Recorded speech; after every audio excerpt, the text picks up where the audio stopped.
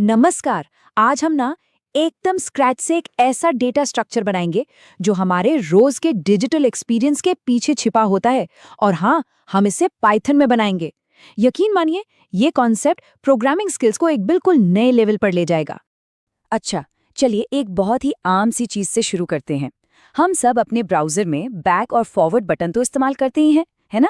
पर कभी सोचा है कि ये बटन, मतलब ये कैसे याद रखते हैं कि पिछला पेज कौन सा था और अगला कौन सा? देखिए, ये कोई जादू नहीं है। इसका जवाब छिपा है डेटा को ऑर्गेनाइज करने के एक बहुत ही स्मार्ट तरीके में। और वो तरीका है डबली लिंक्ड लिस्ट। ये एक बहुत ही शानदार सॉल्यूशन है। इसे आप डेटा के लिए एक टू वे स्ट्रीट की तरह समझ सकते हैं, मतलब एक दो तरफा रास्ता। इसका सीधा सा मतलब ये है कि हम लिस्ट में सिर्फ आगे ही नहीं, बल्कि जब चाहें तब आसानी से पीछे भी जा सकते हैं। अरे बिल्कुल वैसे ही जैसे ब्राउज़र की हिस्ट्री में होता है। तो इस पूरे कॉन्सेप्ट को अच्छी तरह से समझने के लिए ये रहा हमारा आज का रोड मैप। हम शुरू करेंगे इसके बेसिक आइडियाज से, फिर देखेंगे कि इसे कोड में कैसे उतारा जाता है, और आखिर में बात करेंगे कि असल दुनिया में ये कहाँ-कहाँ काम आता है। ठीक है, तो चलिए शुरू करते हैं। देखिए, किसी भी डबली लिंक्ड लिस्ट की जो सबसे बुनियादी, सबसे ज़रूरी चीज़ होती है, वो है उसका नोड। आप इसे हमारी चेन की एक अकेली कड़ी मान सकते हैं। तो आइए सबसे पहले इसी के स्ट्रक्चर को समझते हैं कि भाई ये बनता कैसे है। तो हर नोड का जो मेन काम है वो है कुछ इन्फॉर्मेशन को होल्ड करना। इसी इन्फॉर्मेशन को हम कहते हैं इसका डेटा। अब ये डेटा कुछ भी हो सकता है, जैसे कोई नंबर, मान लीजिए 10, या कोई नाम जैसे अमित, या फिर कोई और कॉम्प्लेक्स ऑब्जेक्ट भी। यही वो असली चीज़ है जिसे हम स्टोर करना चाहते हैं। अब बात करते हैं नेक्स्ट पॉइंटर की। इसे आप ऐसे समझिए कि ये अगले नोड का एड्रेस है। ये एक लिंक जैसा है जो हमें बताता है कि लिस्ट में अगला स्टॉप कौन सा है, आगे कहाँ जाना है। इसी की मदद से हम लिस्ट में एक के बाद एक आगे बढ़ते हैं। इसी को हम फॉरवर्ड ट्रैवर्सल भी कहते हैं। और फिर आता है प्रीव पॉइंटर। और सच कहूँ तो यही वो हिस्सा है जो डबली लिंक्ड लिस्ट को इतना स्पेशल बनाता है। ये पिछले नोड का एड्रेस रखता है, जिससे हमें लिस्ट में पीछे जाने की पावर मिलती है। ये वो चीज़ है जो एक नॉर्मल यानी सिंगली लिंक्ड लिस्ट में होती ही नहीं, और यही तो इसकी असली सुपर पावर है। ठीक है, तो अब हमें ये तो पता चल गया कि एक नोड के अंदर क्या होता है। तो अब देखते हैं कि इन नोड्स को आपस में जोड़कर एक पूरी चेन कैसे बनाई जाती है, और अगर ज़रूरत पड़े तो उस चेन में कोई नई कड़ी कैसे जोड़ते हैं या पुरानी वाली कैसे निकालते हैं। मान लीजिए हमें लिस्ट के एकदम शुरुआत में एक नया एलिमेंट जोड़ना है। तो इसका लॉजिक क्या होगा? स्टेप 1, हम एक नया नोड बनाएंगे। स्टेप 2, इस नए नोड का जो नेक्स्ट पॉइंटर है उसे हम लिस्ट के करंट पहले नोड यानी हेड से जोड़ देंगे। स्टेप 3, और ये बहुत ज़रूरी है, जो पुराना हेड था उसके प्रीव पॉइंटर को वापस इस नए नोड से लिंक करेंगे। इससे क्या होगा? टू वे कनेक्शन बन जाएगा। और आखिर में स्टेप 4, हम लिस्ट के हेड को ही अपडेट कर देंगे, और अब हमारा नया नोड ही लिस्ट का नया हेड बन जाएगा। अब अगर लिस्ट के आखिर में कुछ जोड़ना हो तो उसमें थोड़ी सी ज्यादा मेहनत है। क्यों? क्योंकि पहले हमें ये ढूंढना पड़ेगा कि लिस्ट खत्म कहाँ हो रही है। तो हम क्या करेंगे? एक नया नोड बनाएंगे, फिर हेड से शुरू करके एक एक करके नेक्स्ट पॉइंटर को फॉलो करते हुए चलते जाएंगे जब तक कि हम आखिरी नोड तक ना पहुंच जाएं। और जैसे ही वो मिल गया, बस उस आखिरी नोड के नेक्स्ट को नए नोड से जोड़ दो, और नए नोड के प्रेव को उस आखिरी नोड से। हो गया काम। यहाँ एक बहुत ही इंटरेस्टिंग चीज़ है, और वो है पहले और आखिरी एलिमेंट को हटाने में जो मेहनत लगती है उसका फ़र्क। देखिए, शुरुआत से हटाना तो बहुत ही तेज़ और आसान काम है। हमें बस हेड को उठाकर अगले नोड पर रखना है, बस पुराने हेड का लिंक अपने आप टूट गया।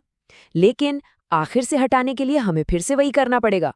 पूरी लिस्ट में घूमकर आखिर से ठीक पहले वाले नोड तक पहुंचना होगा, ताकि हम उसका नेक्स्ट पॉइंटर अपडेट कर सकें। तो आखिर में हमारी लिस्ट कुछ ऐसी दिखेगी। एक चीज पर ध्यान दीजिए, जो पहला नोड है उसका प्रीव पॉइंटर और जो आखिरी नोड है उसका नेक्स्ट पॉइंटर, ये दोनों नल होते हैं, या पाइथन की भाषा में कहें तो नन। ये एक सिग्नल है कि भाई चेन यहाँ इन दो सिरों पर खत्म हो रही है। तो ये बन गई हमारी एक साफ सुथरी दोनों तरफ से जुड़ी हुई चेन। चलिए, थ्योरी तो बहुत हो गई, अब आते हैं प्रैक्टिकल पर और देखते हैं कि इन सारे कॉन्सेप्ट्स को असली पाइथन कोड में कैसे लिखा जाता है। तो सबसे पहले हम पाइथन में एक नोड क्लास बनाएंगे। ये क्या है? ये हमारे नोड का एक ब्लूप्रिंट है, एक सांचा। इसका जो इनिट मेथड है, ये तब कॉल होता है जब भी कोई नया नोड बनता है। ये डेटा को एज एन इनपुट लेता है और सेल्फ डेटा में स्टोर कर देता है। और हाँ, शुरू में इसके प्रीव और नेक्स्ट पॉइंटर्स को नन पर सेट कर दिया जाता है, क्योंकि जाहिर है ये नया नोड अभी किसी से जुड़ा नहीं है। अब ये कोड देखिए, ये शुरुआत में नोड इंसर्ट करने का है। पहली line new node equals to node data, इससे हमारा नया नोड बन गया। फिर new node dot next equals to self dot head, इस लाइन ने नए नोड को पुराने हेड से जोड़ दिया। इसके बाद इफ कंडीशन चेक करती है कि कहीं लिस्ट पहले से खाली तो नहीं है। अगर नहीं है तो वो पुराने हेड के प्रेव को नए नोड से लिंक कर देती है। और आखिर में self dot head equals to new node, मतलब अब नया नोड ही हमारा नया हेड है। ये बिल्कुल वही 4 स्टेप्स हैं जो हमने अभी थोड़ी देर पहले विजुअली समझे थे। बिल्कुल वैसे ही ये कोड है आखिर से डिलीट करने का। यहाँ भी हमें पहले लिस्ट में घूमना पड़ेगा। ये जो while temp डॉट नेक्स्ट वाला लूप है, ये एक टेम्प वेरिएबल को तब तक आगे बढ़ाता रहेगा जब तक हम आखिरी नोड पर पहुंच नहीं जाते। और जैसे हम वहां पहुंचे, अगली line temp dot previous dot next is equals to none, ये क्या करती है? ये उससे ठीक पहले वाले नोड के नेक्स्ट पॉइंटर को नन कर देती है। बस आखिरी नोड का लिंक टूट गया और वो लिस्ट से बाहर हो गया। अच्छा, अब लिस्ट बना तो ली, पर उसे देखेंगे कैसे? उसके लिए हम एक डिस्प्ले फंक्शन यूज कर सकते हैं। ये बहुत सीधा है। एक टेम्प वेरिएबल बनाया जो हेड से शुरू होता है, फिर एक व्हाइल लूप चलाया जो तब तक चलता है जब तक टेम्प नन न हो जाए। लूप के अंदर क्या हो रहा है? बस नोड का डेटा प्रिंट करो और temp is equal to temp dot next का इस्तेमाल करके अगले नोड पर चले जाओ। ये तब तक चलता रहेगा जब तक हम लिस्ट के आखिर तक नहीं पहुंच जाते। तो सवाल ये उठता है कि ये सब इतना जरूरी क्यों है? मतलब हम ये सब सीख क्यों रहे हैं? चलिए अब देखते हैं कि ये जबरदस्त स्ट्रक्चर हमारी रोज की जिंदगी में असल में कहाँ-कहाँ इस्तेमाल होता है। सोचिए, ब्राउजर में बैक और फॉरवर्ड जाना, म्यूजिक प्लेयर में पिछला या अगला गाना चलाना, या फिर किसी एडिटर में अनडू और रीडू करना।